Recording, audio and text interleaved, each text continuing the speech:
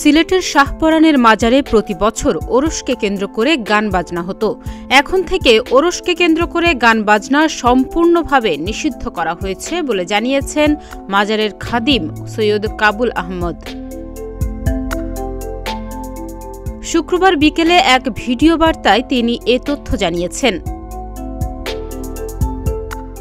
তিনি বলেন, খাদিম পরিবারের পক্ষ থেকে দেশবাসীকে বলছি, মাজারে ওরস উপলক্ষে গান বাজনা সম্পূর্ণ বন্ধ ঘোষণা করা হলো। কেউ ঢোল তবলা নিয়ে আসবেন না। এমনকি প্রতি বৃহস্পতিবার যে গান বাজনার আয়োজন করা হয় তাও এখন থেকে বন্ধ থাকবে। কেউ যদি করার চেষ্টা করেন তাহলে আমরা তা প্রতিহত করব।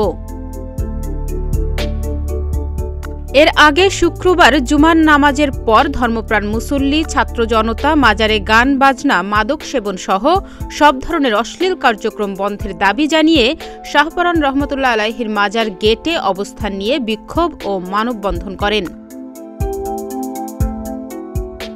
মানববন্ধনে বক্তারা অসামাজিক, অনৈসলামিক কর্মকাণ্ড প্রতিরোধ কমিটির উদ্যোগে বিশ্ববরেণ্য ওলিয়ে কামেল হজরত শাহপরান রহমতুল্লাহ আলাইহির পবিত্র মাজারকে কেন্দ্র করে ওরসের গান, নাচ, মদ, জুয়া, গাঁজা, অশ্লীলতা, নারী নৃত্যসহ যাবতীয় অসামাজিক অনৈতিক কার্যকলাপ বন্ধের দাবি জানান।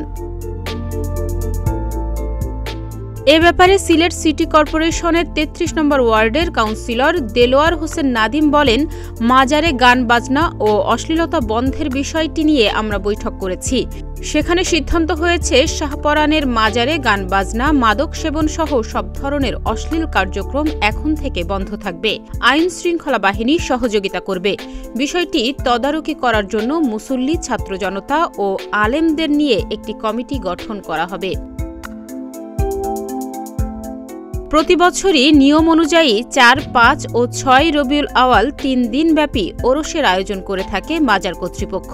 কর্মসূচির মধ্যে প্রথম দিন খতমে কোরআন, দোয়া ও জিকির এবং মিলাদ মাহফিল, দ্বিতীয় দিন গিলাফ চড়ানো, গরু জবাই, সারারাত জিকির ও মিলাদ মাহফিল এবং ভোর ৪টায় ফাতেহা পাঠ।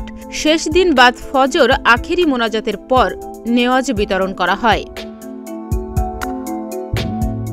তবে মাজার কর্তৃপক্ষের নির্দিষ্ট কর্মসূচির বাইরে ওরস চলাকালে ভক্ত আশেকানরা জায়গায় জায়গায় সমবেত হয়ে ভক্তিমূলক সঙ্গীতের পাশাপাশি নাচেও অংশ নিয়ে থাকেন। ওরসের সময় এসব জায়গায় অনৈসলামিক কর্মকাণ্ডের অভিযোগ আগেও বিচ্ছিন্নভাবে অনেকেই করেছেন। ডেস্ক রিপোর্ট, প্রতিদিনের বাংলাদেশ।